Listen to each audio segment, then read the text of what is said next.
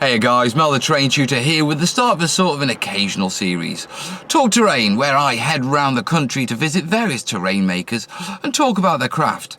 Now in this episode we're going to have a chat with Dave Marshall from TM Terrain.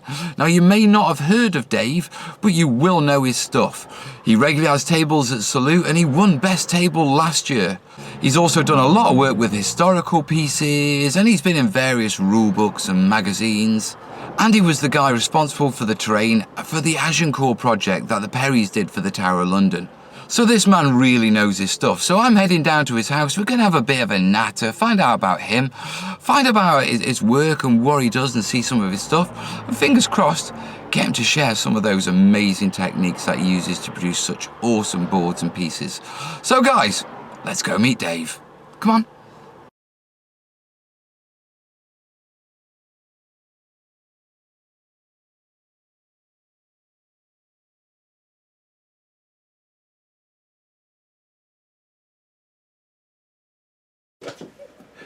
Okay guys, I've made it here safely and I'm here with Dave Marshall of TM Terrain. Morning. Thanks for letting me come along and actually check out your little...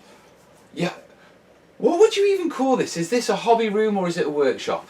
It is a workshop, but it was a hobby room. But it is a workshop now, yes. So, and it's my loft.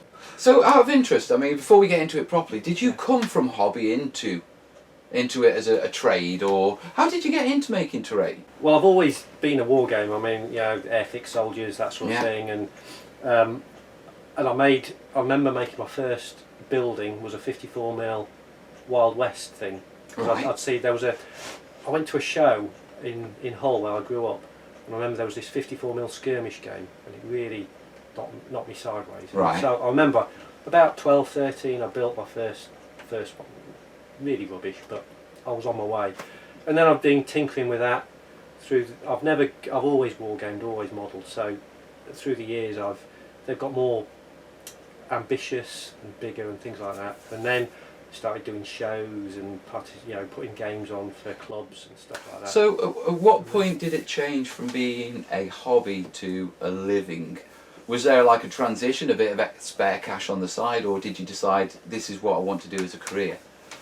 No, it was very accidental. It just, people talk about business plans and stuff like that.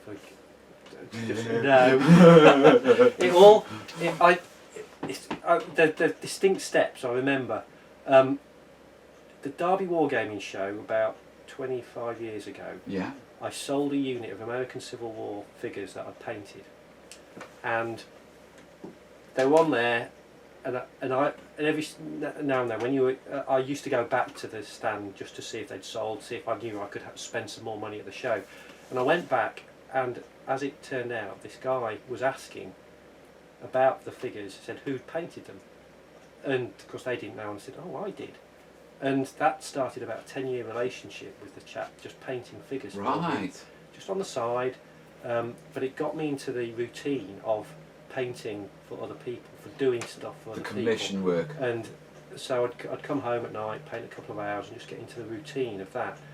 And then he commissioned me to do a French Indian war fort, 2x2, with surrounding landscape. Right. So I think I'd done a Wild West town, I'd done other stuff, and so he could tell I could make stuff. And it was for triples. It was, I don't know, probably 15 years ago. And we took it and it won best game, and the reaction was really good, and he paid me what I thought, well that as an hourly rate I could turn that into a business, not thinking any more of it. Yeah. At the same time, my commercial job wasn't going particularly well. I've been a salesman, and I'm not a very good salesman, but I stretched it out for 15 years being one, and it was just getting really long. And so the Saturday, Sunday was triples. The Monday I went in, and by Wednesday I'd handed my notice in, saying I was going to start this business. I'd got 2 teenage sons, £500 in the bank. That was it.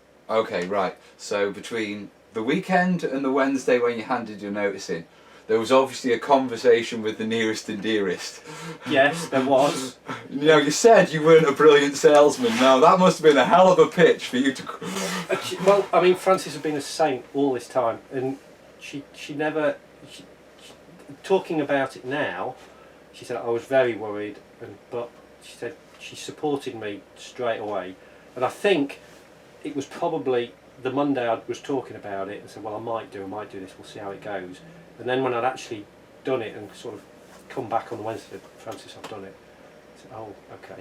And that was it. But even then, as it turned out, it worked really well because the guys, it was a small family-run business. Yeah. They said, can you hang on for 3 months while we get someone else trained? And that was brilliant. Yeah, of course. You know, they could have thrown me out in a week. Yeah. And so I had 3 months to develop. A friend of mine as well, he was leaving his business, leaving his job, so he came in with me. So he worked out a website. So there were 2 of us for a while. Right. So TM is Marshall, my surname, Yeah. and Thornley, which was Mark's surname. Right, got you. I was wondering. 2 of us. And so over those 3 months we were able to get a website going. I knew then it was Duncan McFarlane was the editor of War Games Illustrated. He was doing very well, so he was able to do some photography for us. And then I remember we went on holiday at 3 months, and then that was it. So I think a friend of mine had very kindly given me a £300 painting commission, and that was all I had. And we were the pictures were going into War Games Illustrated around the summer, and this was so we were going on summer holiday, so it was around the sort of time we were relying on that, and that was it. And winging a prayer. it really was. And then came back after 2 weeks from holiday, got a phone call from the guys I'd left, said the chap who's filling in for me hasn't worked out, can you come back part-time? So in the end, I mean, it really fell into play, and so it was, I did 2 days model making, 3 days proper job. Yeah. And so that took the financial pressure off this. So my regular work could pay the bills and things like that, and that lasted for 18 months. So you got that safety net to develop the business. No plan, nothing. It all just. Did you have a gradual reduction of the proper job, as we call it? Yeah. Every terrain builder I've ever heard has always had a proper job and then this job. It exactly went like that. I mean, the pictures in the magazine worked. I won't mention their names because they always get embarrassed by it, but there were 2 particular guys that changed my life, really. Both American, and one of them contacted me from the magazine. I think it was a Wild West town I put in or something like that, and he said, look, I've got a bonus from work, can you do me the Wild West town? I'll send you my bonus, and then we'll use that to pay for the Wild West town, and then anything less it's every 10 grand, just like that, with a few emails, and that immediately put the cash flow down and safe, and that lasted probably 18 months really. I imagine there was a palpable sense of relief when that dropped. Do you know what I mean? Actually going into it and having suddenly that sort of money drop. It was, but I never felt. It's weird. I don't remember having a feeling of pressure or, oh my God, what have I done? Ever. I look back now and think that. Yeah. How the hell did I do it? But at the time, it never. I think partly we had the discussion that, again, what money do you need? What money do you want? And when you work that out, what money do you survive on? We had no debt other than a mortgage, so there wasn't enormous financial pressure on us. Yeah. Cut your cloth, so to speak. Really, and then there was we had 2 boys, so we had family support and things like that. So there was a lot of safety net there, and so when then this massive chunk of cash arrived, so that made it easy. And then another American I'd done an Omaha Beach, I think. Right. And he said, do me that, and do me that, and that gave me a lot of. So that was a lot of work for quite a long time, and for just 2 days a week, there was no issue with well, what am I going to do? What, Yeah. There was work, and then the website. I guess I must have had more stuff in War Games Illustrated. Gone to the shows and things like that, and people started to just give me a little bit here, a little bit there, and then as it was 18 months before I went full time. You could see that I was living. I was doing my normal job, but I was really living for that Monday and Friday when I was doing that, and so I was slowly becoming more and more unfair to my employer. Right. And I was turning up, getting the wage, and I wasn't putting 100%. Not really invested. And again, that just happened. One day I went in with no intention of finishing, and by the end of the day I'd finished. It just all sort of, and I think looking back, that's everything just sort of happened. No plan, nothing. It just sort of happened. And then, about 13 years ago, went full time and never had a day off because of lack of work since. It's a great position to be in, but I mean, seeing you work, it's understandable, mate, to be perfectly honest. Well, doing it every day, but I thought I should be. Well, I mean, practice makes perfect, and you've had a lot of practice, man. I have. Now, Cuppy, I mean, you're well known with your historical stuff. You're not really known in the fantasy and sci-fi genres. You stick with historical. Now, before we go into actually the big project you did, yeah. Well, you've done quite a few big projects, but I think we know the one we're talking about. Yeah. How would you describe the areas you work in? What sort of sizes? What sort of periods? Do you have your favourites? Do you have anything you're particularly really well known for? I don't have a. Well, I won't. I don't like to do buildings anything less than 1/72 scale. Right. I just put that line in because I think a 15mm building, scratch built building, you can put almost the same amount of work in a 15mm building as you do a larger scale, but you're just getting a much smaller building and it just doesn't look value for money. And I don't really enjoy that sort of smaller stuff. I'm happy to paint resin, I'm happy to do landscaping for that stuff, but so I draw the line at 20mm for buildings, but then I'll go up to 1/30th scale, 1/28th scale. That's for the war gamers who are watching. That's actually quite a large models, aren't they, compared to what we're used to? Because I mean, a figure is 60mm, so 60. Exactly. So I mean, Games Workshop heroic scale is 32mm, and that's seen as large in the wargaming. Yeah. You know, they're the big monsters, and then you're talking about models that are twice that size. That's right. Yeah. What got you into those specifically? What got you into the sort of the larger scale models? By accident. Again, Mark, my business partner, he wasn't really a model maker. You know, he'd help me out, but he was a war gamer and a good friend, but he wasn't really a model maker. So we were looking for other things to do for the business. So we started importing flags from the flag dude.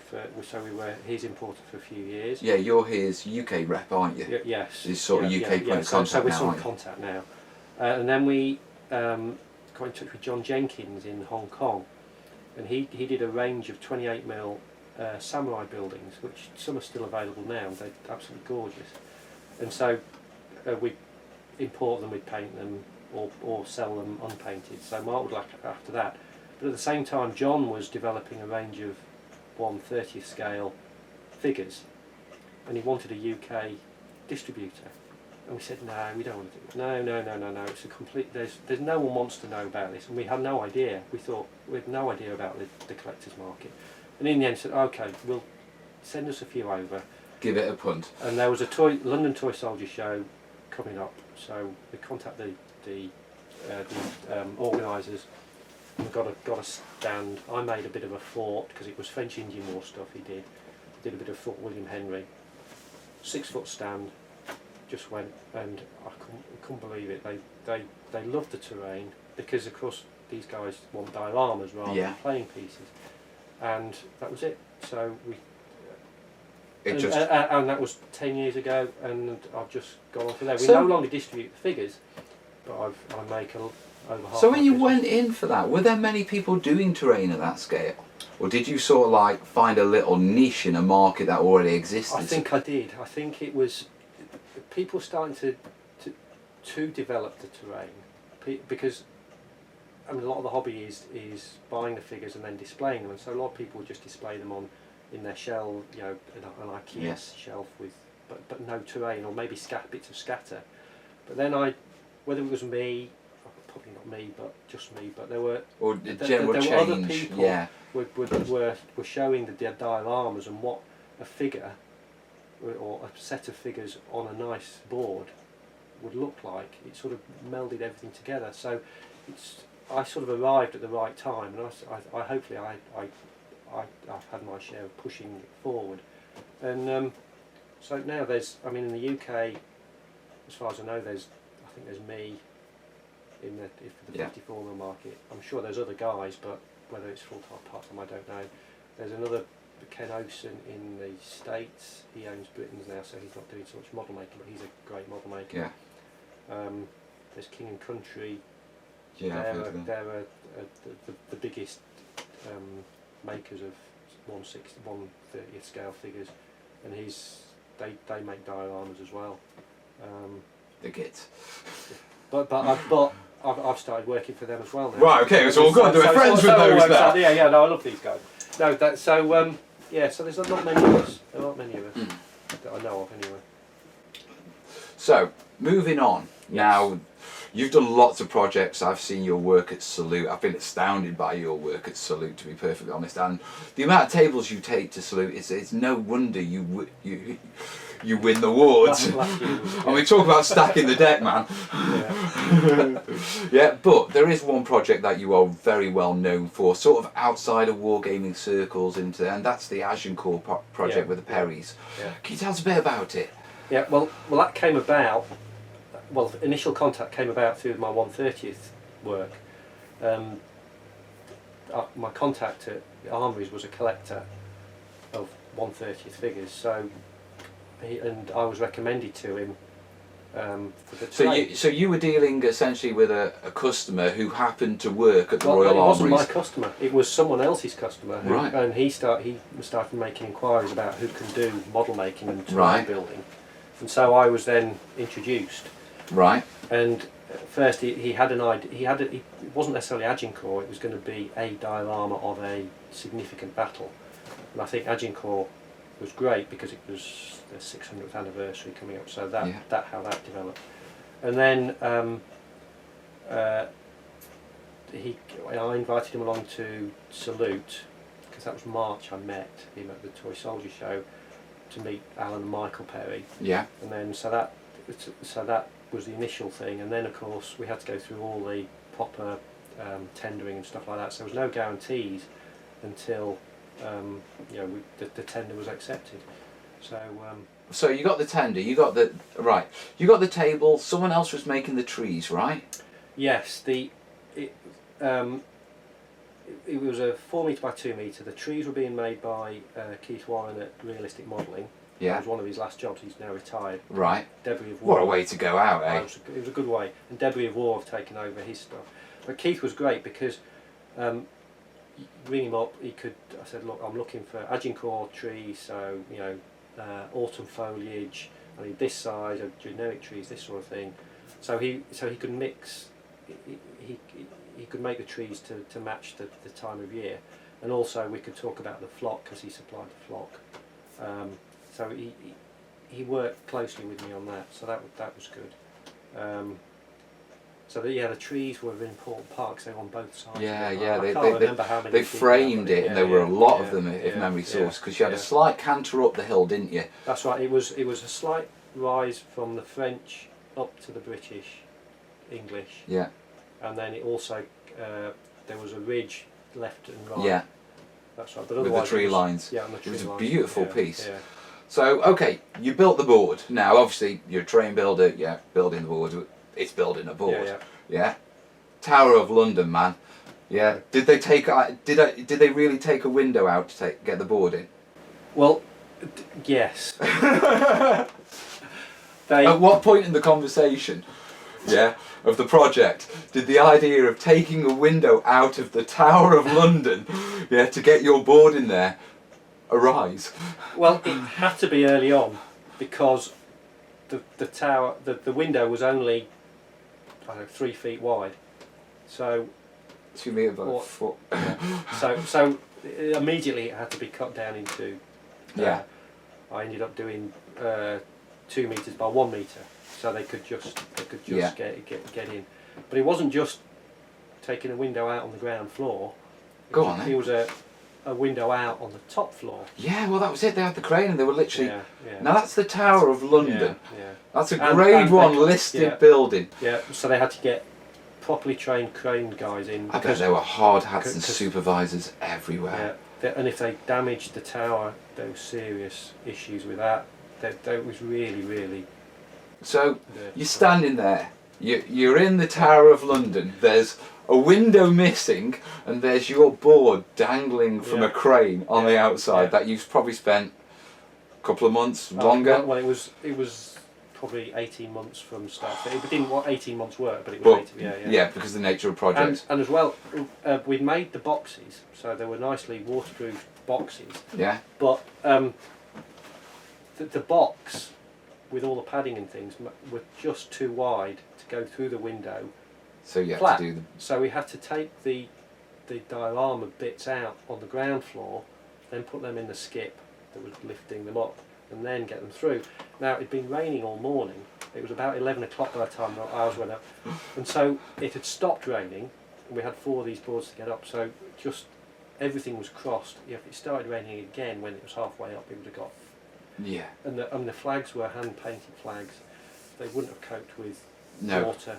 The flock was PVA, you know. Yeah, you That would have wouldn't reactivated. It wasn't going to be a good story. So it's fair to say your heart was in, Mm. you know, in your mouth, sort of thing, for that whole process. But it all went well.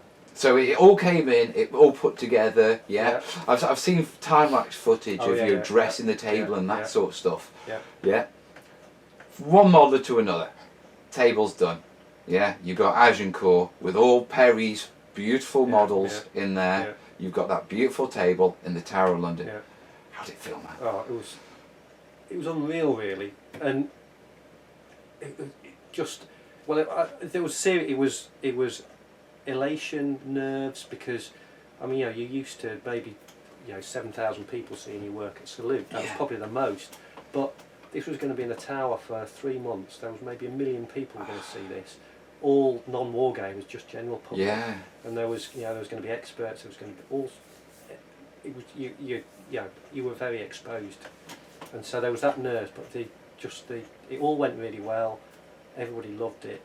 So, it was a real roller coaster of stuff, and it sort of finished when we had the official opening. It was a royal thing, and an evening do and stuff like that. And people were talking and saying thanks for David at MM because I'd got another company to set that up, and the Perrys and stuff like that. Yeah, because of the tendering That's process right, and all that sort of stuff. And that was just unreal. There was royalty. There was It's a memory. I'm in a brand new suit. I'm drinking fizzy white, English wine. The wife actually approves of your job for once. And she was with me, and looking great, and it was just awesome. Brilliant, Yeah, absolutely brilliant.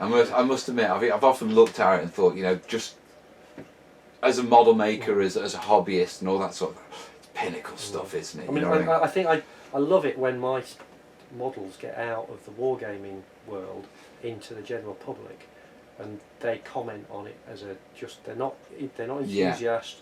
They're just looking at it as a piece of work. That's it. And that is, if they really like that, then I love it when a customer's wife says, "Wow, that looks awesome," and and they've that. If you can win over a non-fan, yeah. That's a good win. Yeah. You know what I mean? Yeah. I often think very much like me. If Kez can get interested in something, then it's got to be good. Yeah. You know what I mean? Yeah. For her to be interested, so I completely get that. Yeah.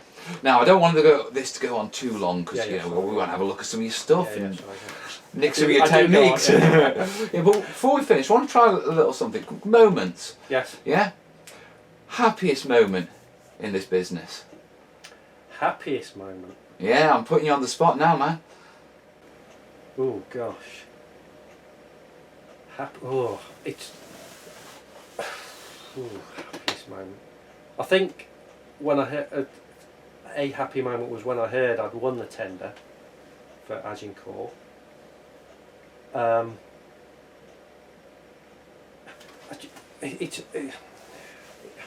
Ooh. It's weird. It's again the Agincourt related, but it's when my son's girlfriend looked at it before it was delivered, and she's got no interest in that sort of thing. But she, we were explaining about it, and she wandered around it, and then she went and had a meal with her parents, and her dad brought it up, Agincourt, and she sort of related, she could join in the conversation, and she was enthusiastic about it and about the subject because of having seen the diorama, and then she related that back to me, and that gave me a real buzz. Maybe not the happiest moment, but that's a very memorable moment. A defining one. I don't know, this sounds really cheesy because I've had a lot of, because there aren't many unhappy moments. Really. That's good. Well, okay, let's try this one. Yeah, go on then. Frustrating one. Frustrating one. Or have you ever had something where you've walked in and oh no, that's happened? Or I've had very, very, very few things that where something has really, clouded or cracked or something like that. I hardly ever throw anything away. One of the most frustrating ones has been the last week or so. Actually, I'm just doing a Trojan horse, 50mm Trojan horse. First effort, ended up in the bin, and I never. It's hardly any time a project is that bad astray that it has to go in the bin. That had to go straight in the bin. It looked like, I don't know. With their curse words. Oh God, it was stomping. So horrible. But unfortunately, it wasn't a massive thing, but frustrating thing. It's a creative process. I think it's most frustrating when you've realised you've really messed up your estimated time, and it's going on and on and on, and you can't. You're saying, well, commercially you should finish, but you can't because you just can't let it go until it's done, and that I can find frustrating because you sort of your commercial head against your artist, and every time the creative head wins out, fortunately. But that can be those moments. Can be quite frustrating. I can relate to that. With a couple of projects that I've done, I can relate to that.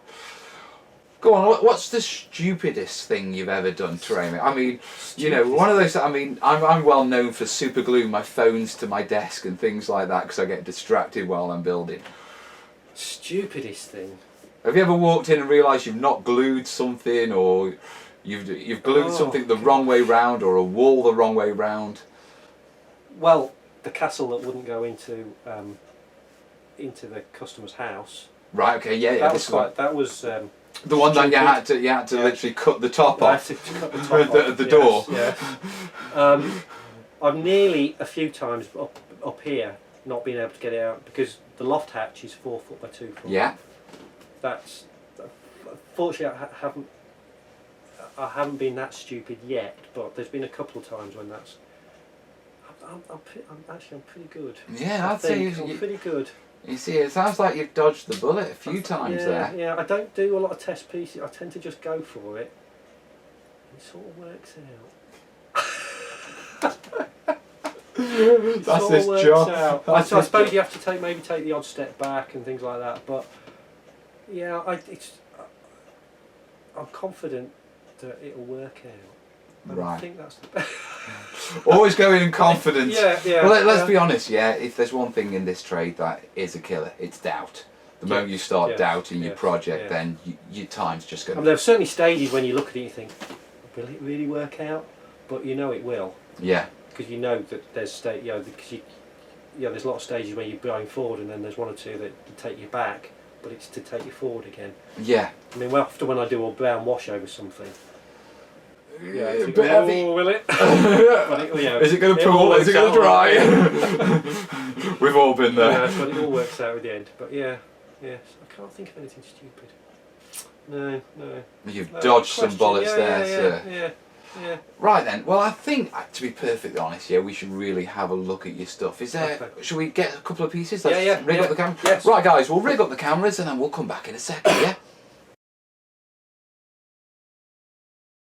Right, Dave, we're at the workshop and we're at the workbench. What have we got? What have you got to show us? Well, this is my some of the current work I'm working on, and it's a real selection of typical sort of work balance I've got. There's a variety of scales, variety of periods, and yeah. So well, let's delve in. Okay. Well, first off, we know this is the second iteration. This is version 2. Yeah. This is Troy 2, is it? It is. And I mean, normally I make buildings and landscapes, so to make it, have to make it look something roughly like a horse, that was a challenge. Yeah. And I mean, it is a wooden horse. I think it's looking yeah, all right. It so is. So this was a foam board base, right, core, then just balsa wood stuck on. Yeah. And then with a yellow ochre base, and then it's going to be a series of raw lumber washes. Yeah. To darken it down to to wherever I decide I like, and maybe a black wash. I'll see. And then finally dry brushing up to... Do you find that when you're doing your washing that it is very much just go with the flow and just build it up until the point that really you don't have a set recipe of this, this and this? Well, what I do, I use System 3 acrylic, is it De Laroni, I think? Yeah, yeah. I've got a sample down there. And all I do is I unscrew the top, so it's a pool of solid acrylic, a jug of water, brush, dung, dung. Not even flow aid, just literally. No, and then so I get a mix of, sometimes it's really watery, sometimes it's thicker. So here you can see there's thick bits, thin bits. So that's obviously where you've applied the acrylic, watered down, and then gone to spread it out, and you've ended up with a residual patch. Yeah, and then the next brush might have more water on it than paint, and then there's hardly any. Then it's very light. So so it's just really. So you're using the simplicity of the washes and how you're doing it to actually get the variation in your shading. That's right. Rather than coming up with a standard this. Yeah. No, I yes, very rarely do, and that's it's particularly good on buildings, older buildings, because you get that natural variety of shade without really making. Well, things aren't even, are they? We tend to all. try and wash and paint even, and then we actually look at the real world. It's nothing like that. No. So okay, this is a Trojan horse. So right. that's a Trojan horse in 54mm. Yeah. So that's we'll move that one over there, and then this thing. Yeah, this one. This. Yeah, we'll have to bring this up for this camera because it's not going to get caught in that. Is that one? Yeah, that's good. We've got it. This is a Scalextrics pit lane. Nah, no, that's every boy's dream, isn't it? That's got to be a hell of a Scalextrics set, mate. Well, he's doing it in his loft, and he's doing a lot of the landscaping, but he wanted this done. So at this stage, I got it laser cut actually because I thought you needed these perfectly square, and to make it convincing, really. So I have a laser cut friend in Barrow, Elven Tree Design, I think he calls himself. So he did that for me, stuck it together, card for a little bit of texture, a little bit of 3D-ness, and a balsa top, and then rendered, and I'm just painted and dry brushed now. So then I've got to weather it. Well, these downpipes are from Skytrex. Right, okay. They're great they do railway stuff in 1 O gauge. Yeah. And they do lots of stuff for us modelers. So that sort of thing. Skytrex good for your little bits. Yeah. And so so I've just got to weather it, add a bit of bushes, things like that.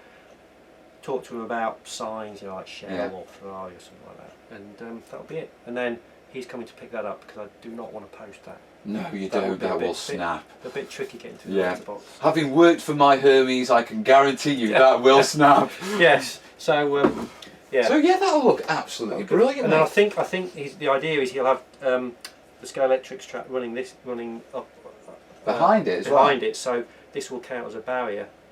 Right. As well, so it'll double for. So that's quite good. Absolutely excellent. So that's I don't know what Scalextrics is. 1/30th. Yeah, I don't know. Maybe. It's got to be to a scale, hasn't it? I guess. It would have been done by engineers. They would have done it to a scale, surely. You'd think so. But thinking back in the old ways, you would have thought. But then again, you never know, do you? No. I suppose it all fits on all fits on the track. Right, we've got some foam board and we've got some finished pieces. Yes. So start with Foam board. foam board. So this is a 1/30th scale. Yeah. It's a 2-bit piece. Right. And that goes. That's the Oh, it's going to be one of your big uns again, isn't like it? That. Yeah. So So. that'll be. Yeah. And so this is going to be a mix of stone base Yeah. and a bit of, and then all of it. So will how be will you timber render frame your top. stone onto that? Well, I'll use Das Pronto air dry clay. Yeah. So cover it in that. Yeah. and So then give it I'll- a skin in. Yeah, and then carve it once it's dry. So brickwork on something like this to do the lower ends, doing it that technique. How long do you think that will take you? Good question. Well, this will be stone, so Yeah. they're going to be bigger bits. So Right. So we're not it's looking not at gonna be brick. Too long. Right. It'll be, I don't know. That's going to be stone. All that front, all that round there, and that. I don't know. It'll be 2 or 3 hours, I suppose. To do Yeah. that. Yeah, I'd think. So not a massive No, job then. No. If it was brickwork, would you be like those Yeah, I'll pieces show there? you, yeah. Yeah, we'll show Hours. those hours. Takes a long So you're time, glad yeah. it's stone then? But if it's, I mean, I can do sometimes stone where they're all it's an irregular pattern, so you can't even score straight lines, and then that does take hours. Yeah. Yeah, I've done that It's- brick that is- engraving with it's high dents hard and work. yeah. But you've just got to get through it really. And then the top will be timber frame, so balsa wood. So Yeah. so I've started cutting that out. I might actually thin that down a bit. So put the balsa wood frame in, and Yeah. then I'll just use Artex, Right. which I love Artex. It's great. It does the powder stuff. So you mix it, so you can mix it really watery up to really thick. For our US guys, yeah, Artex is a Artex. wall and ceiling covering. It's like a Yeah. texturing, isn't it? That's right, used yeah, in yeah, decorating. Yeah. Yeah, so you probably have a similar product in the US, but in the UK we call it Artex. Yeah, good for covering over the cracks and That's all right, that sort of that's stuff. right. So And I was someone recommended it to me, and I've never looked back with it. It's brilliant because you can get it'll crack sometimes, so you can get that deserty dry look. yeah, But it doesn't always. So it is a little bit. yeah, a bit I 50-50. haven't worked out the rules on whether it cracks or not. So, I feel a terrain lab coming on here. but when it does work, ooh wow. Yeah. But, What's it like as a finish? Is it hard? Is it durable? It is hard. Again, that's Artex, and it is. So can you carve into it? That's, that carved? No, that I do the Das Pronto first. And then you layer and the then I layer Artex it on top. Yeah. But yeah, you can carve it. Although I generally don't. That's not. If I am going to carve, I'll use something else. Go for something softer. But That's easier. but you can put. You can build it up, so you can put wheel tracks in, so it makes beautiful roads, and it's got a bit of a texture to it, so it's not too smooth. Right. So it's not nice. But or you can really water it down, so you can make mud, things like that. I'd say I use it for render, so quite thick. Also, I find it really flexible. Right. Okay. So yeah. So anyway. So, yeah, go on. quickly before we move on from these, right? Windows, they look laser cut to me. They are laser cut. So when I first started years ago, I'd make a master, Yeah. and then get Skytrex to cast them for me. But now all my windows are laser cut. So again, my mate Lee 11 Tree, he's done windows. Actually, I mean, he did for me once. I was commissioned to do a 54mm Pegasus bridge. Yeah, I've seen that. Yeah. He did all that. He Really? laser cut that out of his head. It was Out of his an head? amazing piece of work. He can't sell it as a kit because Right. no one else can build it. Because of course, because it's out. It is an awesome piece of work. And, I have to say it is it's a beaut- phenomenal work. And so that's all MDF. So he did that, but he does the windows. He's done all sorts of stuff for me. So I use laser cut quite a lot for that sort of thing. So, getting the feeling that for the very fine details, you'll reach out to people and use laser cut, pre-made stuff, and then do the core building yourself. That's right. Yeah. Yeah, is that something you'd recommend to people doing? I mean, do you find it expensive, or is it not really that expensive? Well, I don't find it expensive. I mean, some things can be. The more complicated they are, the more expensive they're going to be. I think that's a pretty good rule. Yeah. I mean, but if you're going to use, I mean, in this job, there's probably 30 windows. So if you and to make each window the same, sort of brings the whole model together. Right. If you scratch built every one will be slightly different, which sort of makes the windows not belong.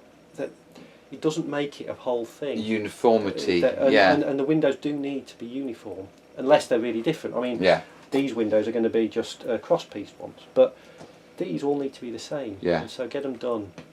Highly recommended. But there's lots of, I mean, wall bases and things. Don't they? They all I do think they do, windows don't and they? things like that. Or they're starting to move into it. You know, the MDF guys, they've made kits, and I think now they're looking at other avenues they can explore. For scratch builders like yourselves, and myself, windows. No one's got time for that. No, and there really is no point. I mean, I don't know. I can't remember how much they were, but in relation to they're time, pennies, really. Compared to how long you make it. How long it would take you to make it. So let's have a look at some of your brickwork. So yes, one. This is like a Peter, one I made earlier. Indeed. So this is a 28mm piece. Yeah. And it's a Flemish compound. A Flemish compound. So if you notice, all the brickwork is Flemish bond. See, there's a man who knows his brickwork. Yes. And the customer gave me very precise, a very precise brief, and the idea is that he can he can take little bits of it to build different size complexes. Right, so it's a very modular setup then. So you've got just a straight corner piece. Right, yeah. There's another bigger corner piece over there. So how many pieces make up the set? There's 1, 2, 3, 4, 5, 6, 7. Yeah, 7 bits. And so he gave me a Pinterest page of all the stuff, with pictures of period pictures for me to copy, and then he gave me sketches that he'd worked out. And so, and he specified, I want that brick, I want that rendered, I want this. Right. So you very much, you weren't designing, he'd done the designing. And that adds it adds a different sort of pressure to it, because exactly what he wants, and this is fine, it's not an issue, it's a slightly different... Does it take away the control from your artist, from you being an artist? It does. Sometimes, certainly, I mean, with this, like this job, it can go where I want it to go. Yeah. But this is more controlled, which has its advantages, because you know exactly where you're going with it, and Yeah, you have a plan. You're not quite sure where this is going, but then at the same time, you feel, you can't go off. But you have no artistic license, do you? We or do very little. But it's less. But it's so these are all nice. So this is all, again, the brickwork is Das Pronto, dried, and then each layer of brick is it's about 1/8 of an inch. Ooh. Slightly less than 1/8 of an inch, and then Flemish bond is a full brick, half a brick, full brick. Right. You must sort of be... Have you ever considered a course in like medieval architecture? Well, yes, but I never remember the terms. I mean, people give me, well, what about dormers and pitches and stuff like that, and I can't remember it all. So I just go, well, what about that? So have you noticed the random information you pick up in this game? I know why leaves are different colours. The chemical reason why leaves are... It's down to different types of chlorophyll. Just like your Flemish bond and your bricklayers. The information you pick... It's one of those things, you pick it up and it gets stored under random information that will be no use to anyone else but me. Well, they are absolutely lovely pieces, mate. And it is very typical of the typical sort of work you do, isn't it? Yes, this is... Yeah, this is your bread and butter. When I'm following your Facebook page, if I see whites, I've got a pretty rough idea of where they're going to be going. And your standard style, you go in there. I mean, obviously, you've done Pegasus Bitch, you've done the Further Fall of Berlin, and you do lots of other stuff. But would you say this is your signature sort of work? I think so, and it's the stuff I love most to do, the building work. I mean, I do a lot of landscaping and things like that, but I think I love making buildings. I really love it. I just, I like everything about it. I like, you know, I'll wander around town and I'll look at buildings. I'm interested in buildings, and I like how they work. I like the effects you can get, the different. I like everything about it. So I'm taking go visit a castle, hundreds of photos, awesome. yeah. And well, I love walking the streets of cities and just looking up, you know, and the phenomenal details, and Yeah. it's lovely. I often say that, what you call it, you know, it's not far to look for inspiration, and generally, you know, it's been done by people who've paid a lot of money and know what they're talking about to produce something that looks good. You know, whether you're cruising a computer game to nick ideas from how they've done their landscapes or their buildings, or you're walking around a town or a real castle getting ideas. Yeah, and it just absorbs into you. I mean, I can't remember all the technical terms for all the, you know, bits and pieces of buildings, but I just sort of absorb the detail. I don't know. I can make a building make sense. Really, I don't know. Do you think, what you call it? I've noticed terrain makers sort of fall into a similar ilk. They generally tend to be reasonably intelligent. Yeah, self-taught. So I'm buffering it up here. Self-taught sort of people. Yes. Yeah. Yeah. And you tend to find that, and from my point of view, I think it's because there's just so much involved in this that there's no way you can learn it, and so you end up teaching yourself, and those who can do and become relatively successful, and those who can't sort of drift by the wayside, and it stays a hobby, a gaming thing. I think so, and I think, well, I don't think I could do this day in, day out like I do and love every minute of it without the passion of it. And you can teach yourself to model make, I guess, and go to a course and stuff like that, but you can't, if you haven't got a passion for it, then, and I think that's the difference. It's, or not the difference, but that's what, you know, I said that the tough moments when you realise you've made a commercially wrong decision, the passion and creativeness just pushes through. Yeah. And you need that. You need to be able to, you know, with this, there's hours and hours of just making brickwork. Yeah.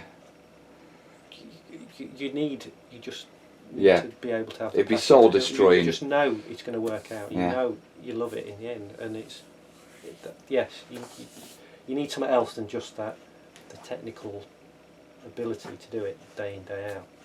Well, as I say, we don't do it for the money, do we? We don't do it for the money. No. Right, these are absolutely beautiful. Now, I think what we should do, guys, is we'll wrap up here, but I'm going to see if I can get Dave to share us a technique or two and show us something, before I head home and avoid the rush hour. So, let's get squared away and we'll come back in just a sec.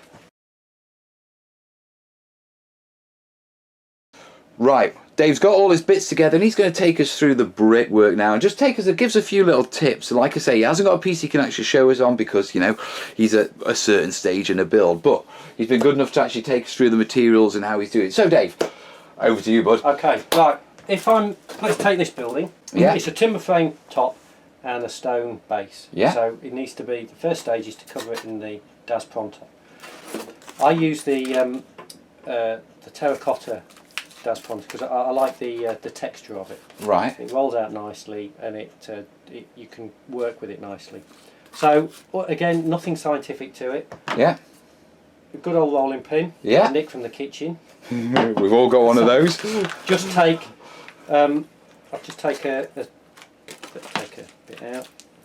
I usually take a larger bit out. Yeah. But yeah, you're doing larger pieces. Yeah, just roll it, and then I don't have measuring. You know, so I don't know exactly what level I'm going to. Right. So you got no guys. You just winging it. I just roll it out. The first roll generally is a bit sticky because the moisture, I guess, is in there. I'm not quite sure. And then you just roll it out to probably a bit. And it doesn't matter if it picks up any texture on there. You know, you've got you've got a little bit of. So what? It's brick. It doesn't matter. And then so that's that. But so what's that? About 2-3 mil thick? Yeah. No, it's not a mil. It's less than a mil. That is, isn't it? You reckon that's less than a mil? Yeah, that's less than a mil. If it, Actually, yeah, probably. Yeah. About a mil then. We'll meet in the middle. We'll go for a mil. Again, if I'm doing a lot of maybe a lot of curves, a lot of indents and things like that. I will look at making it thinner, Right. because it's easier to work around. Right. Okay. But this is fairly straightforward. So flat pieces you can get away with a bit thicker. Yeah. If you're going around edges and that sort of stuff, you want it a bit thinner. Go a bit thinner. Then there's no adhesive quality to this, so with good old PVA, just slap it on, and then you can just lay it on and it'll stick.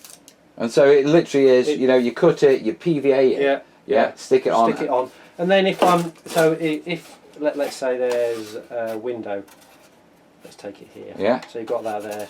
I'll just lay it on over the window. Right. And then take the scalpel and then just cut inside the window. Right. Of course, it would be glued down, so it's not going to move. You peel that away. And of course, obviously, it'd be glued down, so it'd be a lot cleaner. Yeah. And that's how you basically get the shape. So you're not pre-cutting and then layering it on. You're putting the sheet over. And then I'll get a little scalping tool that will just then push it into place. Yeah. But again, it doesn't matter if it would be a bit cleaner than that, but when it dries, you can then carve it out. So if you miss anything, so if there's that when it's dry, you can just carve it out and clean it up. And it's not hard to work with once it's been PVA'd and dried. It's relatively easy. It's not a challenging substance. You've got ages for it to work with it. You've got to leave it a good 24 hours before you can start carving with it. Right, so we're looking at about 24 hours sort of cure time. I think so. So, do it one day, put it up, come the next day. But it has to be really dry, because then you carve it. I carve it with a scalpel. Right. So you carve those bricks with a scalpel. Yeah. So. Damn, man. I'll just a steel ruler. Yeah. And then, in this case, this is say Flemish bond. So I'll mark out accurately 1 or 2 courses. Down there, so that everything is straight. So, because naturally, if you're not following a line, you'll go off. Yeah, you do. And it looks really weird. Yeah, you've seen my handwriting, have you? Right. So what you're saying is, your lines you'd score in properly, and then your horizontal ones you'd do a few of those. Are you saying? What I would do. Carve the lines. Well, mark it out in pencil. So the horizontal lines, you'd mark. Yeah. Mark first of all in pencil, and then score them with a steel ruler. So you then have a scored line. Right. Horizontally. I would then measure out. I don't know what the vertical. Are they courses as well? I don't know what. Let's call them courses. But mark out maybe a row there. Yeah. And a row there. Right. And then that would then allow me to space out properly 1 or 2 rows. So roughly the width of the bricks, etc. So you can do one and it's got. And then I then go. I can then it allows me to control where I mark the rest of the bricks to keep it all square and level. Right, so it's all about putting the guides in. The horizontal ones first, and then putting a few simple, vertical ones. Vertical ones. Just to keep you in check. Just to keep it in check, because then your natural thing is to wander off, and then you're going to lose the effect of. You find, you've got 2 vertical coarse bits, one on top of the other, and. Bricks don't do that. They all overlap, don't they? So you've got to make sure you keep that. So that the guides are the key point to that. Now, looking at this quite closely, you've got a couple of bricks missing. What do you do? Do you just chip those out randomly, or is that just how it comes out? It's just how it comes out. Either the glue hasn't glued, or I may have angled the scalpel slightly. So are you saying that once you put these cuts in, these essentially become individual bricks? Yeah. And if the glue isn't there, they could fall out, and that's how you're getting this beautiful brick. It's purely accidental. That's genius and evil and wrong at the same time, mate. Yeah. Now, okay, finally, your brick looks beautiful, man. Thank you. Yeah, it really does. I mean, not just the shape of the bricks, but the texture of the bricks, the colour of the bricks. Take us very quickly through painting this up. So you've done your scoring, you've got to add a couple of bricks drop off. So it's all carved. Yeah. So that will be a raw sienna base. Yeah. again, let it dry, and then a good old wash, but with Yeah. burnt umber this time. With that's burnt, a so really burnt bad- umber Picasso wash. Yeah, and then that'll probably do it. But again, I might add more. Might add a bit of. So black. where's the white coming from? Well, then I get again a system 3. Yeah. Burnt titanium. No, not burnt titanium. It's a buff colour. Buff, yeah. So I get again jug of water, big brush, 4 or 5 sheets of kitchen towel. This is the scary bit because you've done all that work, and then I just paint buff titanium in little bits, little areas. Again, a little bit of water, so sometimes so it's a bit flowy. It's flowy, sometimes it isn't, and then rub it off. Dab the kitchen towel in the water, rub it off more. Balls of steel, man. And it just hopefully works.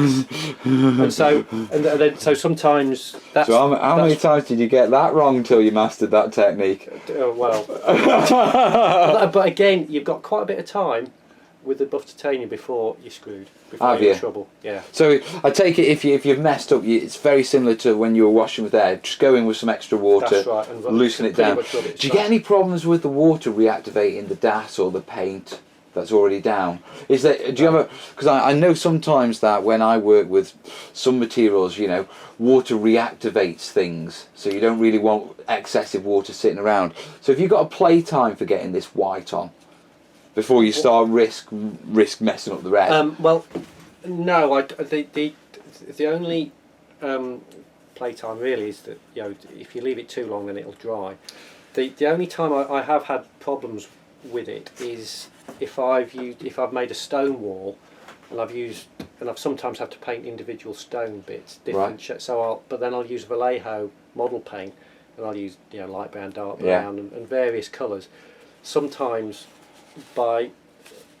when you paint the buff titanium on, then rub it off. That rubs some of those.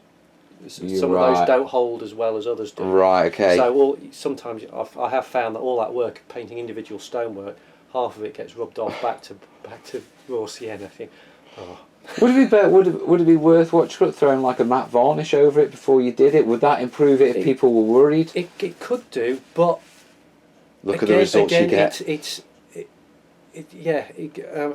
I'm looking to make it look old and used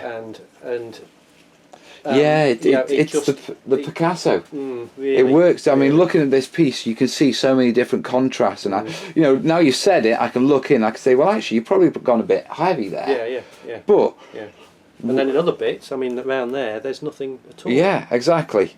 Yeah, and that's quite heavy. Oh, that's actually very heavy. That's very heavy. But then again, it works. It works perfectly. Yeah. That is absolutely amazing, mate. Right, listen. Anything else we need to know about doing bricks, or how do you seal it? Do you finish it, or do you? No. You just dusted. Done. Then again, a lot of your stuff is diorama stuff, isn't it? So you don't really do stuff to be handled by kids and that sort of stuff. No. Yeah. Whereas a lot of the stuff I do it is sort of club terrain and that sort of stuff. So it's heavy sealing, heavy fixing. Yeah. But my God, man, that's beautiful. And then, of course, you just finish off the detail, and then it'll exaggerate the exactly. That is absolutely brilliant, mate. Well, listen, thanks for sharing those techniques with us. Right, what we're going to do is we're going to have a quick tidy, and then we're going to wrap this up, guys. Right, guys, I'm wrapping up the day here at Dave's, what you're looking with all this terrain and everything, and I've got to say, Dave, it's been a brilliant day. Thanks for inviting me into your home and into your workshop in the loft, Do you think it's ever going to be a hobby room again? No. No. Right. No. Massive thanks to Dave. One, for talking about it, his business and what he does, but not just that, for taking us through some of his key techniques, especially that brickwork. That's a beauty. So, Dave, I'd like to say quick thank you from all the terrainiacs. Pleasure. Yeah, I can't wait to see what you bring to Salute. Are you taking anything to Salute next year, or are you giving us mere mortals a chance? It's only been last week when it I know, but I'm already thinking of how I'm going to beat you. Yeah, we're thinking about it. All right, the game is on. The game is on. So, right, listen, I'm going to wrap it up and start heading home. So, Dave, thanks, buddy. It's been brilliant. Pleasure. So guys, that's our first terrain talk with Dave from TM Terrain, and I've got to say, I've had a brilliant day. Massive shout out to Dave for showing us those techniques, especially the brick one. Yeah, I'm going to be playing with that, and Artex is definitely going to be hitting the terrain lab. Now, if you're interested in Dave's work, whether you're looking for a commission, I should warn you, he's pretty busy, or if you're just looking for eye candy, yeah, I've included a link to his Facebook page in the description down below, so go down, check it out, go give him a like and keep an eye on what he's up to. In the meantime, yeah, I'm going to head back to my studio and get cracked on with, well, our normal sort of terrain for the Terrain Tutor channel, you know. I've got an itch to scratch after being at Dave's. So I'm going to leave you with this.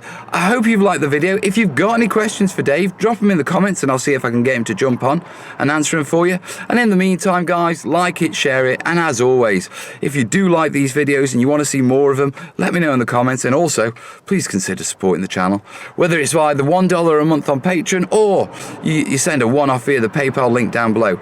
It all helps to get me on the road, meet people, bring you videos like this and terrain tutorials and all that good stuff. So yeah, if you like it, please consider supporting it, guys. In the meantime, I'm going home and I'll see you soon. Yeah, all the best. Ta-ra.